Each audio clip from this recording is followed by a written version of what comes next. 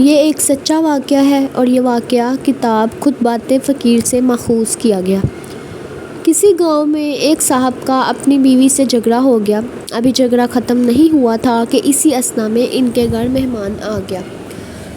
خاوند نے اسے اپنی بیٹھک میں بٹھا دیا اور بیوی سے کہا کہ فلاں مہمان آیا ہے، اس کے لیے کھانا بنا لو۔ وہ غصے میں تھی، کہنے لگی نہ تمہارے لیے کھانا ہے نہ تمہارے مہمان کے لیے۔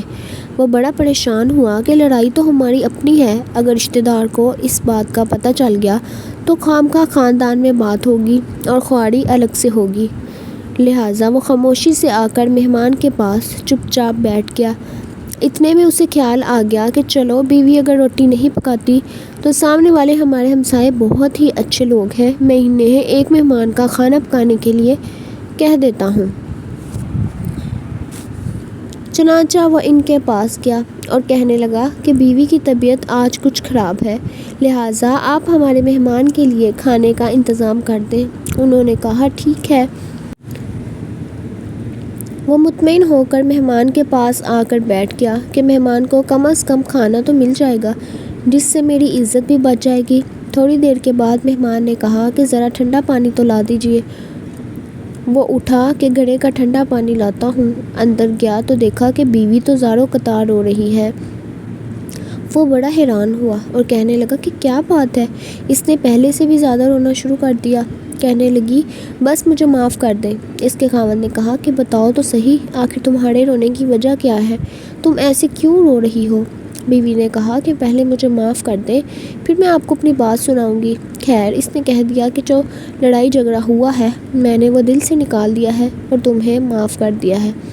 پھر وہ کہنے لگی کہ جب آپ نے آ کر مہمان کے بارے میں بتایا اور میں نے کہہ دیا کہ نہ تمہارے لیے کچھ پکے گا اور نہ ہی تمہارے مہمان کے لیے کچھ پکے گا تو آپ چلے گئے، مگر میں نے دل میں سوچا کہ لڑائی تو میری اور آپ کی ہے اور یہ مہمان رشتہ دار ہے، ہمیں اس کے سامنے اپنے جھگڑے کی پول نہیں کھولنا چاہیے۔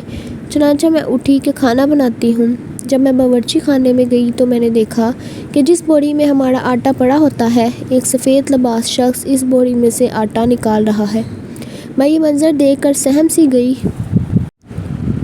وہ مجھے کہنے لگے کہ اے خاتون، پریشان نہ ہو، یہ تمہارے مہمان کا حصہ تھا جو تمہارے آٹے میں شامل تھا۔ اب چونکہ یہ ہمسائے کے گھر میں پکنا ہے، اس لیے وہی آٹا لینے کے لیے میں یہاں آیا ہوں۔ اس واقعے سے ثابت ہوتا ہے کہ مہمان بعد میں آتا ہے، جبکہ اللہ تعالیٰ اس کا رزق پہلے بھیج دیتا ہے۔ اللہ تعالیٰ ہمیں اس چیز کی توفیق عطا فرمائے کہ ہم مہمانوں کو زحمت نہیں بلکہ رحمت سمجھیں۔ آج کے لیے اتنا ہی، ملتی ہوں آپ سے ایک نئی ویڈیو میں ایک نئی کہانی کے ساتھ۔ تب تک اپنا بہت خیال رکھیے گا۔ اللہ حافظ۔